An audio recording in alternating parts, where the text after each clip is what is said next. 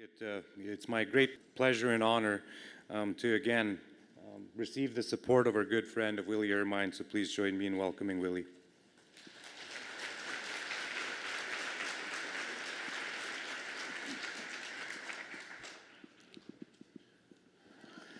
Yatam skataguk. I acknowledge you. Yatam skataguk means I shake hands with you or some form of greeting in our language, the Cree language. Yatam skataguk. Yatam, when we take that word apart, yatam skataguk. Yatam means very grateful. Yatamihig, you are giving me so much. Your presence is a gift to me. Yatamihin means that your presence, right now, I am going to benefit from your presence. I am very thankful for everything. That's what that one root word means. Yatamihig. Yatam skataguk. Skataguk means in our journey, on our path. So what that word says is, as our paths cross today, I am very grateful for what you are giving me. It is such a beautiful experience to meet you in my journey. Now that's the word that we use when we greet people, that we acknowledge this wondrous human being in front of us that we meet on our path of life, on our journey. So that's the way I acknowledge you. Yatam skataguk. I am so grateful that I'm encountering you today. And we use that same word as we depart. Yatam skataguk. We shake hands again when we depart from our meetings, our engagements, our connections. Yatam, we do it again. But this time we add the experience of having encountered each other. Yatam skataguk. When we say, I am so grateful that I encountered you today. Then we add the experience. So these words talk about the humanization of experience. I was going to use a PowerPoint, but I think I'll refrain from doing that. I'll just talk about those ideas. Back in about 1640, just to give you an example what Yatam skataguk means.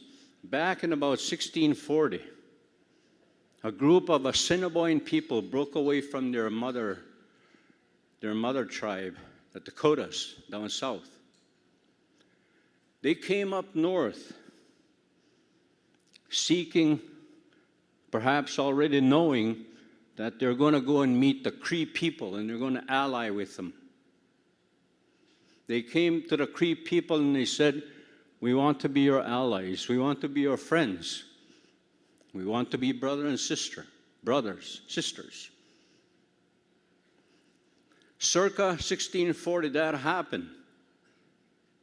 And the Cree accepted. And whatever agreement and whatever method they used to agree with, they never broke that agreement that they were allies. They fought together. They played together. They dined together, they shared the land, they shared the resources.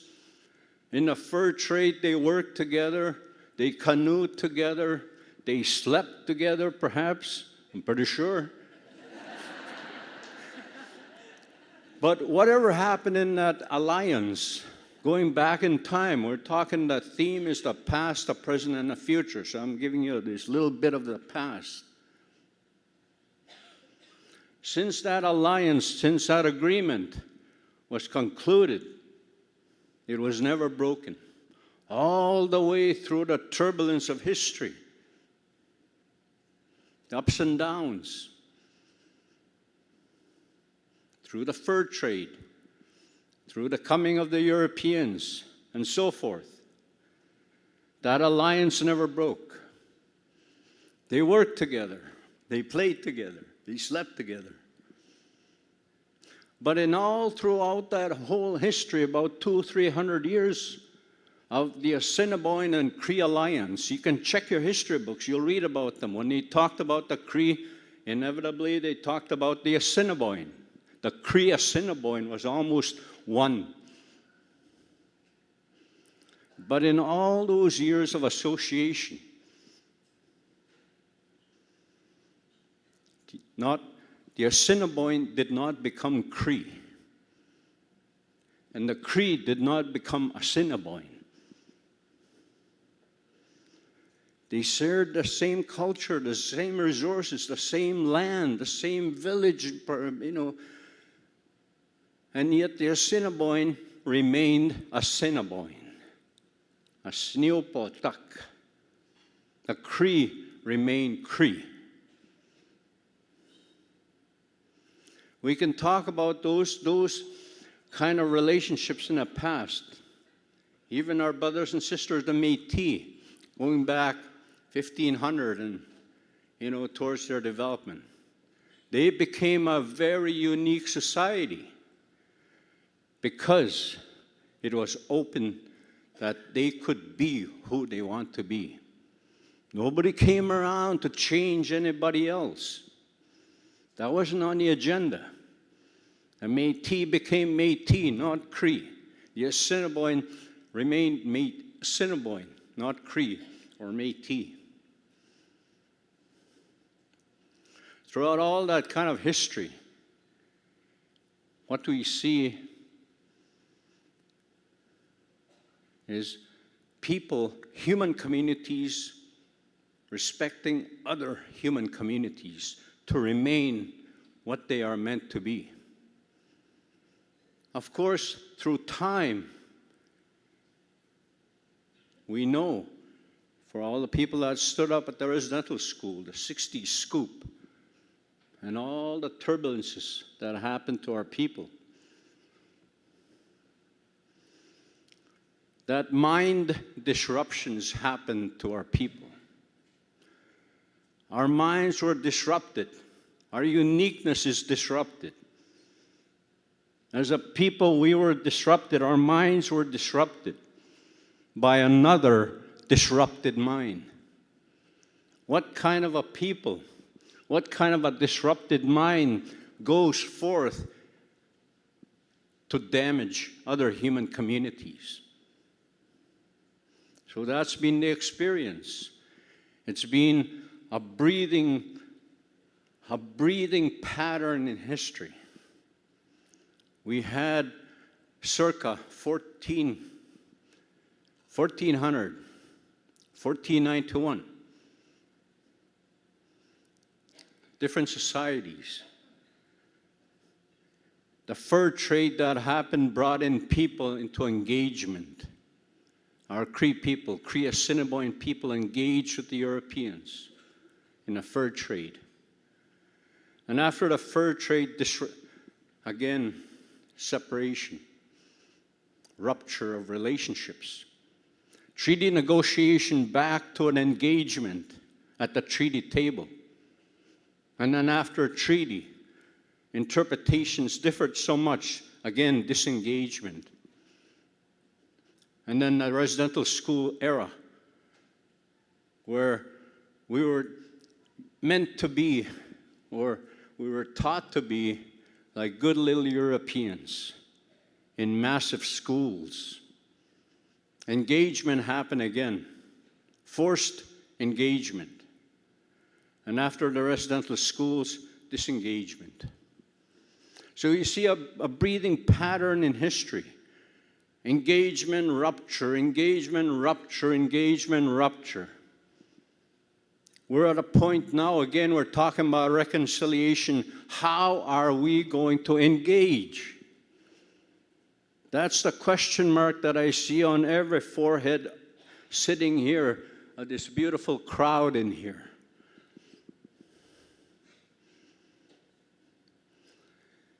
So when we talk about the present, that question mark, we have different frameworks already in existence. We have the treaties, for example. We have UNDRIP, UN Declaration. We have Supreme Court rulings. We have the Constitution of Canada. Different frameworks, more locally in a province. It's been a great effort through a memorandum of agreement between the FSIN, the province, and the federal government. And what came out of that effort is a document, the Cultural Response Framework. It's all spelled out in there. And basically what it says is, why are some institutions getting fatter and fatter, and in our community institutions are getting leaner and leaner? It's the inequity that happens through funding. You are all skilled people, professional, skilled, competent people in the work that you do.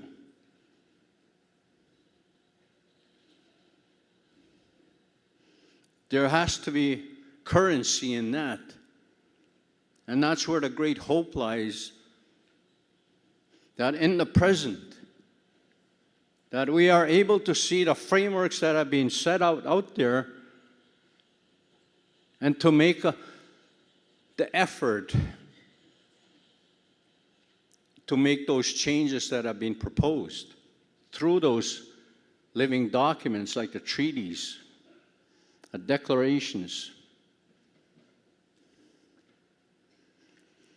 So when we talk about the present, you know, skilled people such as yourself, I thank the Creator for making you, creating you to have a kind of mind that you have right now, sitting there wondering, how is it that as humanity in this world that we can work together? How do we do those things? Well, there's a test that I usually give to people.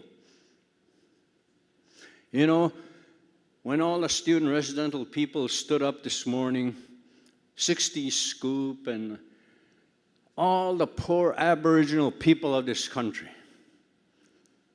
Oh, those poor Aboriginal people, they've been harmed. They've lost their culture, they've lost their language. I hope that's not why you're here. To have pity on the Aboriginal people. We're not looking for pity. We see strength in those kind of survival abilities. But the test I usually give out is that in this country, it's not the people against the people.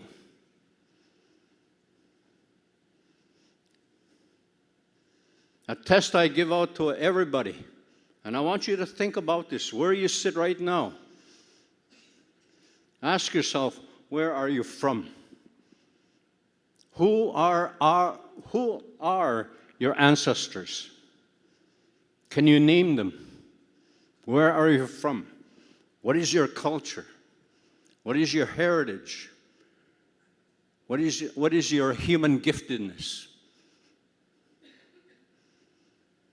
And if you can speak your language, ask yourself, can you speak your own language? And if you answer no to any of those, then you are in no better position than the Aboriginal people that have survived the worst of times. We are in the same boat. If you are unable to speak your language, if you cannot tell me who you are, what is your culture, what can you give to humanity? You are in the same boat we are, struggling to recover our identities, struggling to recover our ceremonies, our ways of understanding, our ways of knowledge, our health, our integrity. Is that why you're here? Are you looking for your own integrity?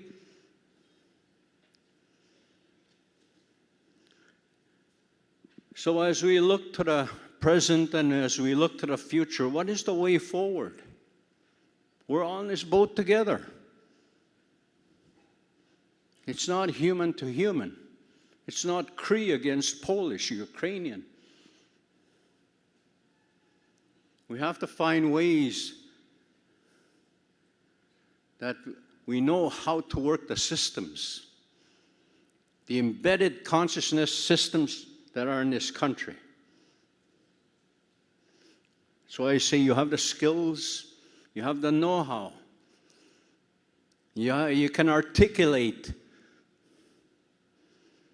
you can resolve big constitutional questions, big framework questions.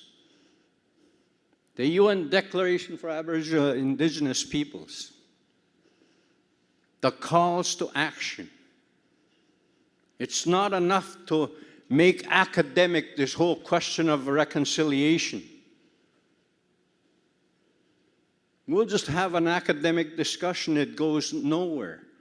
I think it's Freire that reminded us dialogue without action is useless. Let's not just dialogue it.